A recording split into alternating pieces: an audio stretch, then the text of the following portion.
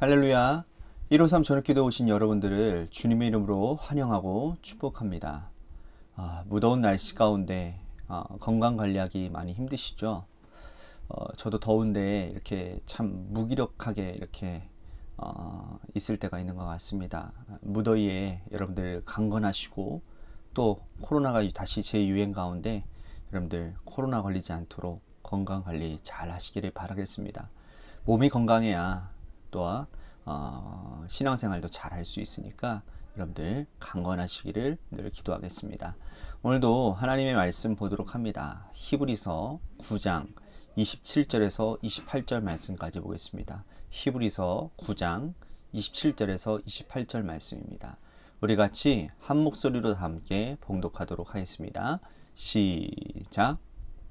한 번 죽은 것은 사람에게 정한 것이요 그 후에는 심판이 있으리니 이와 같이 그리스도도 많은 사람의 죄를 담당하시려고 단번에 들이신 바 되셨고 구원에 이르게 하시기 위하여 죄와 상관없이 자기를 바라는 자들에게 두 번째 나타나시니라.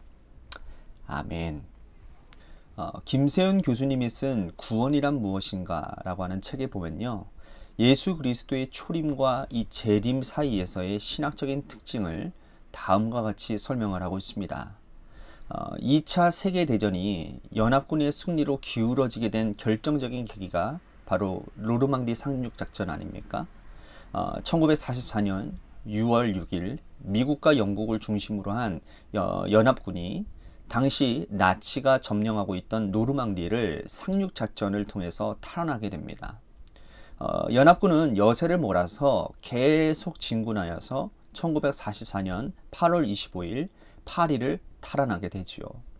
노르망디 상륙작전의 이 성공과 파리의 탈환은 제2차 세계대전을 연합군의 승리로 가져오는데 아주 결정적인 계기가 되어집니다. 그러나 아직 전쟁은 끝나지 않았죠. 적의 심장부인 베를린을 탈환하지 못했기 때문이죠.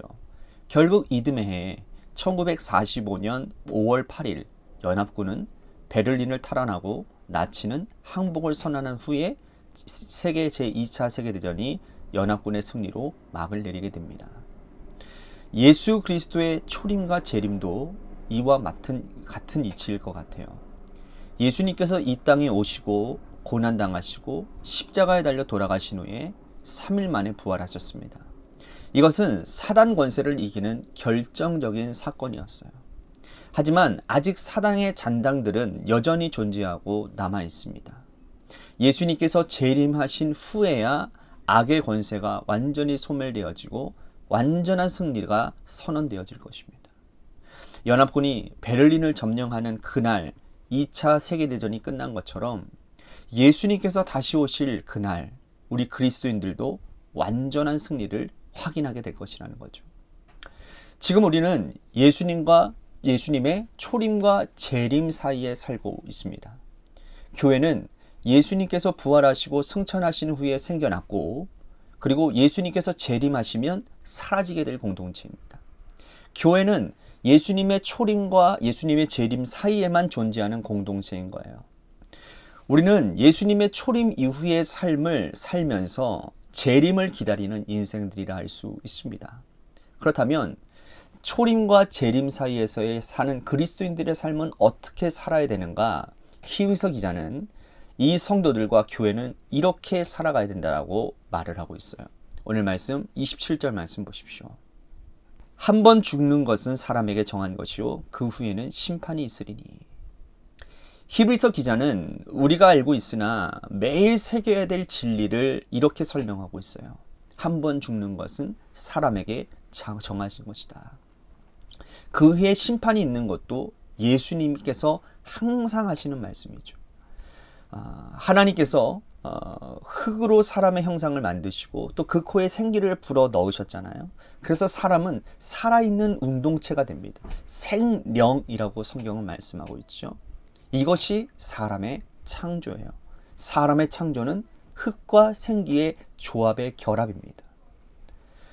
그러나 죽음은 흙과 이 영이 생기가 분리가 되는 사건이죠. 하나님께서 불어넣으신 그 생기는 하늘로 올라가게 되고 하나님께서 원래 재료인 흙은 땅으로 내려가는 것이 사람의 죽음이라는 거예요. 그런데 미련한 인생은 우리의 육체가 영원히 살 것처럼 생각하는 거죠. 한 번 죽는 것은 정해진 것이라는 말씀은 우리의 육체가 반드시 소멸하게 된다는 뜻이에요. 육체는 소멸하고 결국에는 하나님의 심판대 앞에 서는 것이 우리의 영혼이라는 겁니다. 그러므로 지혜로운 성도는 하나님의 심판대 앞에 서게 될 영혼을 준비해야 된다는 거예요. 시험날이 다가오는 수험생이 여러분 신나게 놀다가 시험을 맞이하면 그 시험은 어떻게 될까요? 뭐 어떻게 됩니까? 망하는 거죠. 그보다 어리석은 사람 없는 거예요. 하지만 우리도 이 어리석은 수험생처럼 심판날이 있을 것을 알고는 있지만 그 영혼을 돌보지 않고 살아가는 거예요. 정말 지혜로운 사람들은, 정말 지혜로운 성도는 영혼을 돌보며 재림을 기다리는 거예요. 그렇다면 재림을 기다리는 하나님의 자녀들은 어떠한 마음을 가지고 살아가야 될까요? 첫째는 죄짓지 않고 살아야 돼요.